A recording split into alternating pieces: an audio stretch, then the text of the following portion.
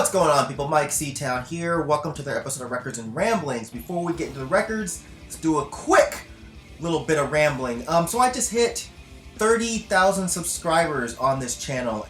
That's a huge milestone for me, man. I always say this, I never ever thought that I'd hit that kind of number on this channel. So it's really fucking awesome.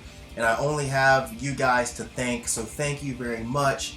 Thank you to all of you that sit there and watch my videos. Thank all of you that sit there and you click like on my videos and leave comments on my videos, regardless of how stupid those comments might be. Even thank you guys who thumb down all of my videos. I'm still getting the view, dickface. But mostly, thank all of you guys who have continued to watch me, have continued to converse with me, and that continue to inspire me to keep making these things, man. You guys are great. I really enjoy doing this shit. Hopefully I'll be doing this shit a lot longer. And yeah, that's all I'm going to say for right now. I might do like a big 30,000 blowout video at some point, but not today. Today I just want to talk about records, so let's do that now. First record I'm going to show you, this is The Deers. This is Times Infinity Volume 1. And what's funny is I just recently found a copy of this. I had this on CD, but I just found this on vinyl, and I was actually also talking to Richard from Vinyl Syndrome. I was telling him that this is a band that he desperately needs to check out, just based on some of his taste that he talks about in his videos. But this is a Canadian kind of alternative rock band, if you will. I've never really understood why this band didn't blow up. They kind of have a more orchestrated sound with a vocalist that sounds like a more soulful version of Morrissey. Great musicianship. Great catchy songs. Like, you can hear a lot of passion in these songs. This is their 2015 album. No insert, and it's just on black, so I won't bother showing you that. This is not my favorite album of theirs, but it's still a really good album. If you were going to check out one of their albums, I'd say please listen to No Cities Left or Gang of Losers, because both of those records are fucking phenomenal. But this is still a great record. It's just not quite as rockin' as those other ones. But yeah, they supposedly have an album coming out this year, so I'll definitely be very excited for that. The next two records are by the same group, and the first one I got some time ago. I just never got around to showing it. But yeah, this is Death Grips with Bottomless Pit. This was one of my favorite records of the past year, 2016. I did a Hip Hop for Metalheads video. If you haven't watched that, make sure you check that out. But I actually wish I put this record instead of The Money Store. Quite a few of you guys had said that in the comment section. You were absolutely right. I definitely think this is a hip-hop record that would appeal to a lot of metal dudes. But I think it's fucking phenomenal. You can really hear the aggressive feelings in this record, man. It's almost got a black metal feel on some of the songs. And some of the songs even have like a weird drone metal or even like sludge metal feel to them. It's really interesting. If you listen to all of those genres and you put this on, I think you might kind of see what I'm talking about here. The beats are just really dirty on this record.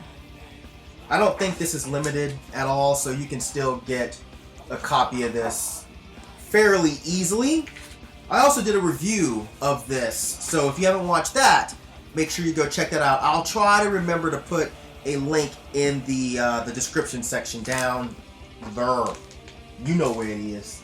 Next record I'm going to show you, this is Death Grips Fashion Week / Interview 2016. These are both instrumental albums. What's funny is I'd actually forgotten about the Interview album until this came out. I actually thought it was an actual interview, which is really funny. But I like both of these records quite a lot, but I actually like the Interview 2016 one a lot better. It's more aggressive and it's darker. Fashion Week is good. I just don't listen to it very often. This came out on Record Store Day, and there was absolutely no way I was going to stand in line for hours just for the hope that I would get a copy of this. I did that for Government Plate, and I got totally fucked. I was in line for like 3.5 hours, and I didn't fucking get it. And I will not do that again. So shout out to Danny for picking this up for me. A really kind thing for you to do. Also shout out Ryan from Man Bites Dog Records, who was going to get one for me as well. And my boy Dave was going to get a copy of this for me as well. So all of you guys are fucking great. But yeah, I'm really happy to have this. I don't know what it was limited to, if it was limited or not.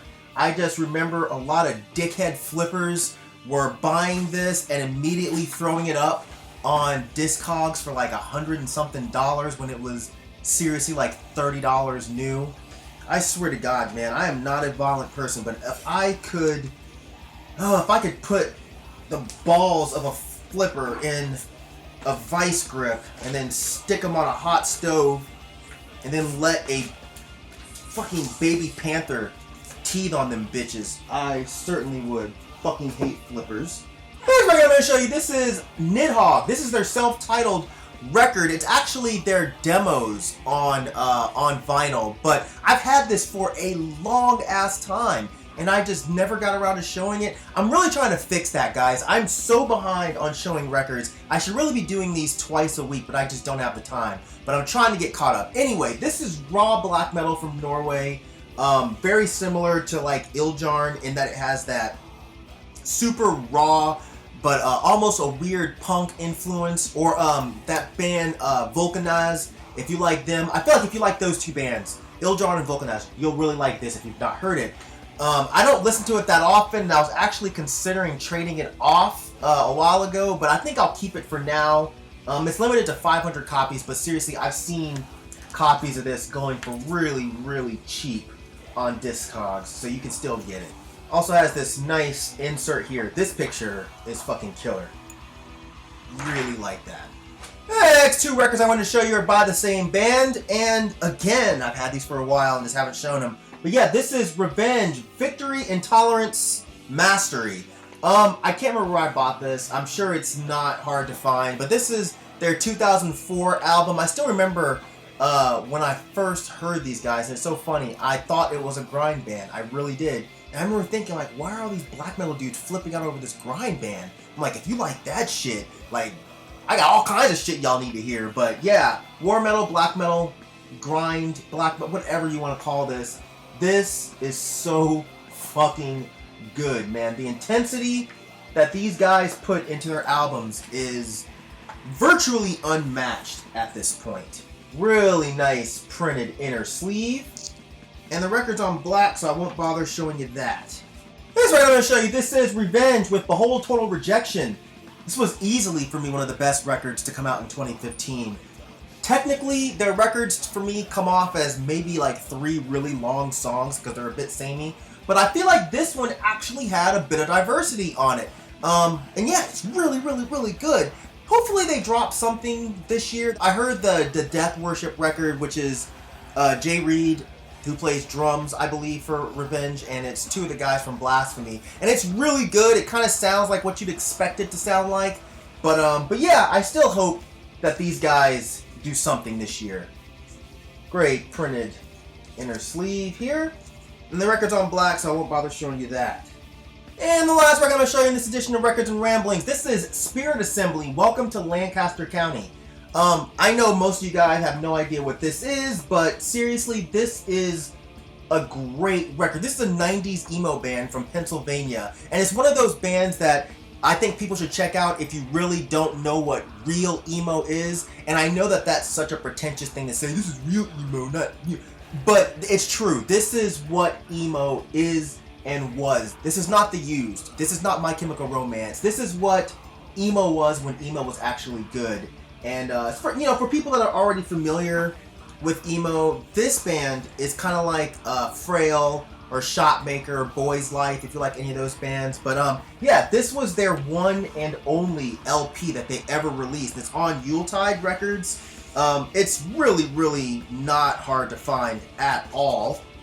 Classic emo style insert here, which makes it all the more authentic. But yeah, if you are slightly curious about what good emo is, what good screamo is, I feel like this is one of those bands you should definitely give a shot. It's great stuff. And I'm still going to do that good emo video. I just haven't got around to it. Like, I don't get around to a lot of things because I'm just fucking lazy. But yeah, that's it for this edition of Records and Ramblings. Hopefully you guys enjoyed it. As usual, thank you for living, thank you for loving, thank you for being you. Please don't die, and I'll see you guys next time. Alright? Peace, bitches!